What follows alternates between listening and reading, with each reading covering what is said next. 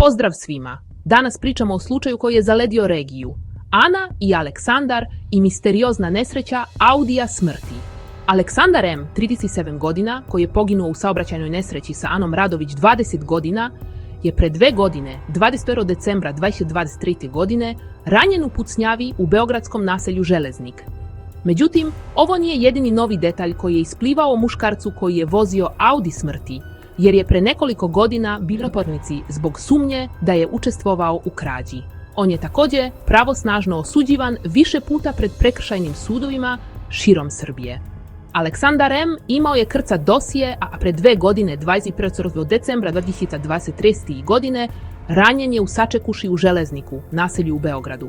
U Višem sudu u Beogradu je u toku sudski postupak za ovo ranjavanje Aleksandra M., a optužnica je podignuta protiv 3 okrivljenih, dok se i dalje traga za 4. Pogođen metkom u rame, tužilac tereti ovu grupu da su tog dana pokušali da ubiju Aleksandra M. ispred jednog auto otpada u Železniku.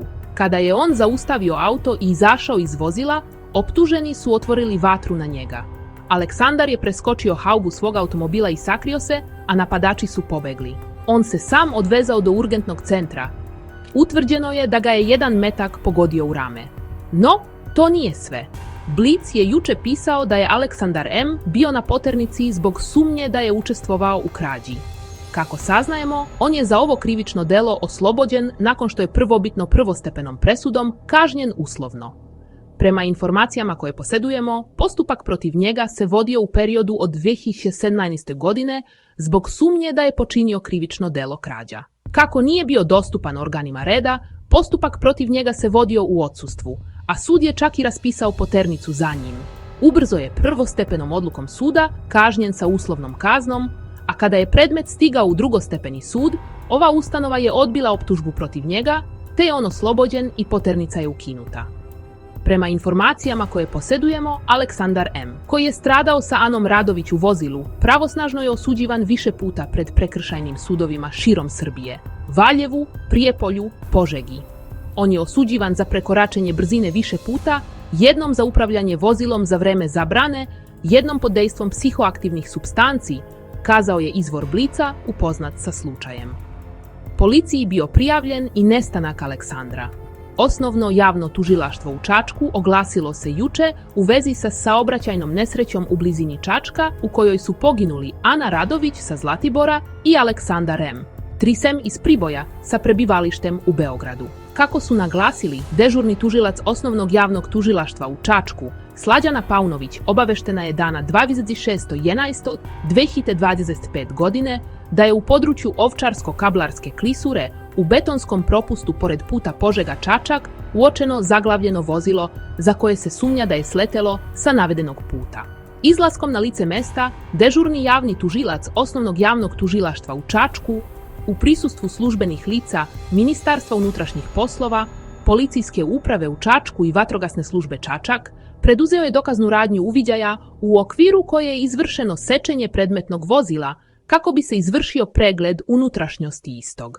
U vozilu su pronađena 2 tela, preminula lica i to na mestu vozača, telo muške osobe AM, a na mestu suvozača telo žene ARR. Daljom proverom, radom i činjenicama utvrđeno da je Ministarstvu unutrašnjih poslova prijavljen nestanak AR 23.11.2025 godine, a da je nestanak AM prijavljen 24.11.2025 godine, piše između ostalog u saopštenju. Ana Radović krenula da plati ispite u Beogradu. Prema saznanjima Blica, Ana Radović je 23. novembra krenula sa prijateljem Aleksandrom M., koji je došao po nju na Zlatibor, put Beograda. Kako je Anin otac Miloš rekao u jednom od razgovora za Blic, ona je bila studentkinja Pravnog fakulteta u Beogradu i tog dana je krenula na put kako bi u prestonici uplatila ispite koje je nameravala da polaže. Nakon razgovora sa bratom, telefon Ane Radović bio dostupan 14 sati. Kako tvrdi porodica stradale devojke, nestala Ana Radović se posljednji put čula sa bratom 23. novembra u 18:45. Nekoliko sati kasnije najbliži su je uporno zvali, ali se Ana Radović nije javljala. Nepunih 14 sati mobilni telefon nesrećne devojke Ane Radović bio je dostupan, ali niko nije odgovarao na mnogobrojne pozive zabrinutih roditelja. Kasnije mobilni telefon postao je nedostupan. Majka Ane Radović prijavila je njen nestanak u PS u Užicu 24. novembra. Policija, postupajući po toj meri, preduzima potragu za njom i u toku je operativni rad i analiza baznih stanica, rekao je tada izvor Blica. Nekoliko sati kasnije ronioci su proširili potragu i na reku Moravu. Zapratite za nove priče koje drugi ne pričaju. Vidimo se!